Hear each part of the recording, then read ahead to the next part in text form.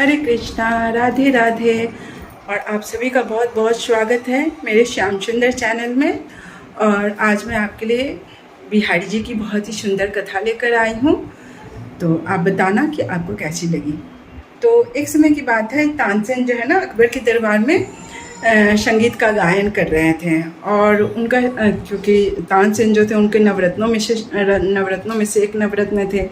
तो वो गायन उनका सुन के अकबर जो थे वो एकदम मंत्रमुग्ध थे। तो उस पर मतलब जैसे उन्होंने काफ़ी मतलब जैसे ये किया कि क्या मतलब जैसे क्या तुम्हारा संगीत है, ये वो मंत्रमुग्ध मन एकदम मतलब ये हो जाता है, मन तो वशीभूत हो जाता है तुम्हें। तो उस पर मतलब जैसे तानसेन ने कह दिया कि आप मेरे गुरु जी का गायन सुनेंगे। तो मतलब जैसे उनका तो कहना ही क्या है। तो उस पर मतलब जैसे अकबर को एक मतलब जैसे ये हो गया कि मुझे भी मतलब जैसे जो तानसेन के गुरु हैं श्री हरिदास जी, उनका गायन सुनना है। तो उस पर उन्होंने मतलब उस पर अकबर ने कहा कि मुझे भी उनका मतलब गायन सुनना है। तो उस पर तानसेन ने कहा कि वो जो है सिर्फ ओनली बिहारी जी के लिए ही वो गाते हैं, उसके अलावा वो किसी के लिए नहीं गाते हैं। तो उस पर मतलब जैसे अकबर जिद करने लगा। तो उस पर तो तानसेन ने कहा कि ठीक है, मैं कोशिश करता हूँ। फिर एक बार जैसे तानसेन के गायन का ना मतलब जैसे ये रखा गया। तो उस पर मतलब अकबर को वो लेके गए और वहाँ हरिदास जी भी थे। तो मतलब उन्होंने अकबर को झाड़ियों के पीछे छिपा दिया। और फिर जो है तानसेन गायन करने लगे। और वो जानबूझ के जो है ना वो बीच में थोड़ा सा बेसुरा और थोड़ा सा गलत गाने लगे, जिस पे जो है हरिदास जी बोले, कह रहे तुम मेरे शिष्य हो और तुम इतना बेसुरा गा रहे हो और बीच में मतलब जैसे भूल भी जा रहे हो। तो उस पर मतलब जैसे वहाँ से वो लाइन जो है वो गुरुदेव गाने लगे। और वाकई वहाँ पे जितने पशु पक्षी जीव जंतु थे वो सभी उनके पास आके उनका गायन सुनने लगे। और जो मुरझाए हुए फूल थे वो सब उनका गायन सुन के जो है इतना उनके संगीत में मिठास था, सारे पेड़ पौधे फूल पत्तियाँ सारी खिल गई।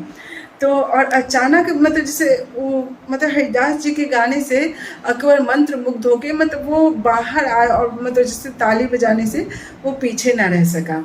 और उसने ताली बजाते कह दिया कि वाह क्या मतलब संगीत है, कि एकदम मतलब जैसे वाकई तानसेन ने जो कहा था ये तो उनसे भी बढ़ के हैं।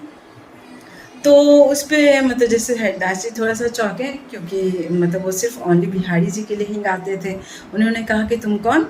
तो उस पर वो बोले कि मैं अकबर। थोड़ा सा ये हुआ कि भाई मैं अकबर हूँ।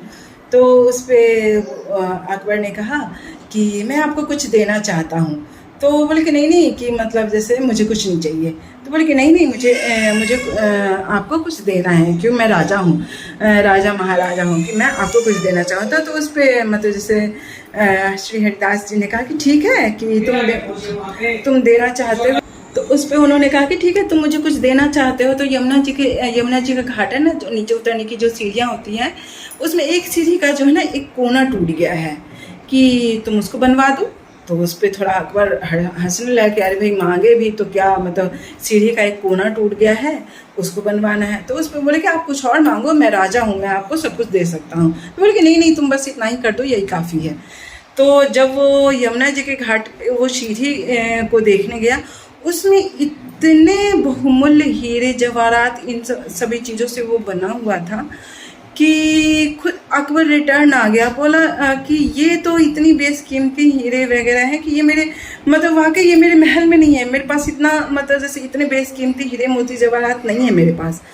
तो उस पर बोले कि तो उस पर हरिदास जी यमुना जी के अंदर गए और वहाँ से एक मतलब जैसे हाथ उन्होंने डाला और ऊपर निकाला, मतलब एक से एक बेशकीमती हीरे जवाहरात हैं। लेकिन ये सारी तो यमुना जी हमारे ऐसे ही पूरी कर देती हैं, क्या मैं इन सब चीज़ों। तब अकबर को रियलाइज़ हुआ कि भक्ति की पराकाष्ठा और एक राजा के कहीं ज़्यादा बढ़ के हैं। तो ये होती है भक्ति। और ये देखिए, ये है हमारे बाल गोपाल,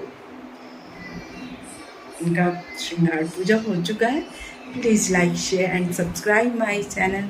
हरे कृष्णा, राधे राधे, जय भोलेनाथ, जय शिव शंभु, हर हर महादेव, जय माता दी।